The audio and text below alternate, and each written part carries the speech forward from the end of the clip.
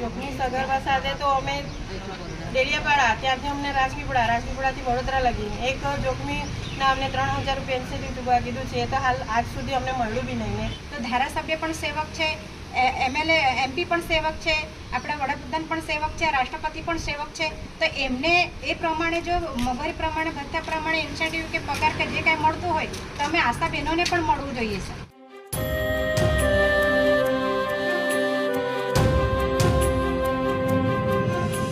નર્મદા લાઈવમાં તમારું સ્વાગત છે. નર્મદાના સાગબારા અને ડેડિયાપાડા તાલુકાની આશા વર્કર બહેનો દ્વારા આજે નર્મદા જિલ્લા આરોગ્ય અધિકારીને આવેદનપત્ર આપી તેમને મળવાપાત્ર બાકી નાણાં તેમજ તેમની પડતર માંગણીઓ સ્વીકારવામાં આવે તેવી તેમણે માંગણી કરી છે. અને જો તેમ ન કરવામાં આવે તો ગુજરાત આશા વર્કર સશક્ત સંગઠનના હોદ્દેદારોએ કહ્યું હતું કે આગામી 30 જૂન 2026ના તેઓ નર્મદાની જિલ્લા પંચાયત ખાતે આશા વર્કર બહેનો સાથે મોટી સંખ્યામાં ઉમટી પડશે. વધુમાં તેમનું શું કહેવું છે જો આ વિડીયોમાં. અમારો મેન મુદ્દો એ હતો કે અમે 2026 માર્ચથી આશા ઇન્સેન્ટિવ ચૂકવણું કરવામાં આવેલ નથી. આજે 4 મહિના જેવા થઈ ગયા, આ 5મો મહિનો બેસી ગયો છે. હજુ સુધી અમારા પગાર કે ઇન્સેન્ટિવ જે મળે છે એ આપવામાં આવેલ નથી.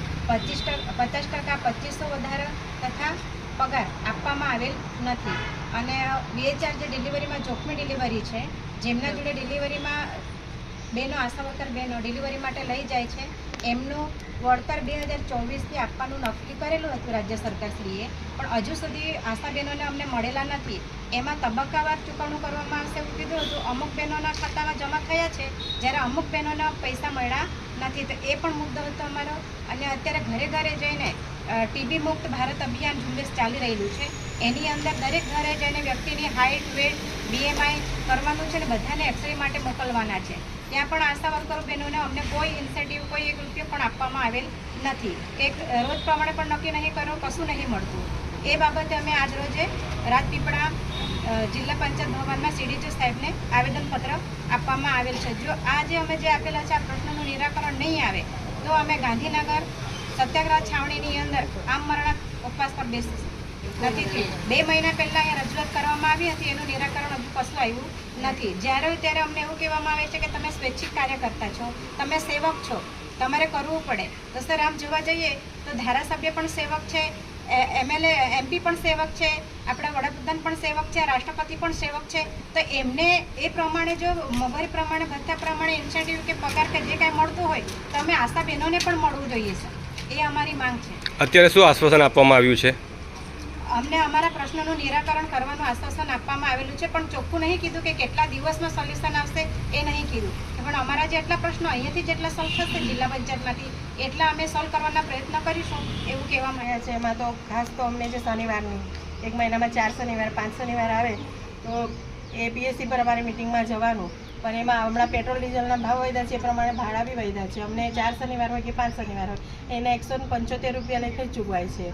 તો એક જ શનિવાર કાં તો 2 શનિવારે જ અમને બોલાવે. અમને દર શનિવારે બોલાવીને આ રીતે હેરાન ના કરે આશાઓ, કેમ કે આશાઓનું બી ઘર ને બધું છે, અમારે બી ઘરે કામ હોય છે. દર શનિવારે ફિક્સ જવાનું ના જઈએ તો નોટિસ કાં તો 175 રૂપિયા જે અમને મળે છે તે એવું કે કાપી નાખવામાં આવશે. એમના કાપી નાખજો આશાના ઇન્સેન્ટિવમાંથી. એક તો આ હેરાનગતિ છે. બીજી છે કે આ રાજપીપળા અમે આ ડિલિવરી માટે આવીએ છીએ ને, તો લેબર રૂમમાં અમારે ચંપલ કાઢીને અંદર જવાનું હોય છે. તો આશા માટે બી સુવિધા કરો ને કે એના બી ચંપલ આપવામાં આવે, કેમ કે ઇન્ફેક્શન તો અમને બી લાગી શકે છે ને. તમારો ઉદ્દેશ્ય છે ઇન્સેન્ટિવ વધારવાનો? ઇન્સેન્ટિવ વધારવાનો. ખાસ કરીને જે જોખમી સગર્ભા સાથે જવાનું થાય છે ત્યારે કયા પ્રકારની તકલીફ આવે છે? જોખમી સગર્ભા સાથે તો અમે ડેડિયાપાડા ત્યાંથી અમને રાજપીપળાથી વડોદરા લગીને એક જોખમીના અમને 3000 રૂપિયા ઇન્સેન્ટિવ ચૂકવા કીધું છે. તો હાલ આજ સુધી અમને મળ્યું બી નહીં ને. બીજા 300 રૂપિયા તે તો અમારા ભાડામાં 300ની જગ્યાએ 500 થી 600 રૂપિયા 300 રૂપિયા. એટલે તમે સાગબારાથી ત્યાં જાઓ વડોદરા તો 300 રૂપિયા આપે. શું માંગણી છે?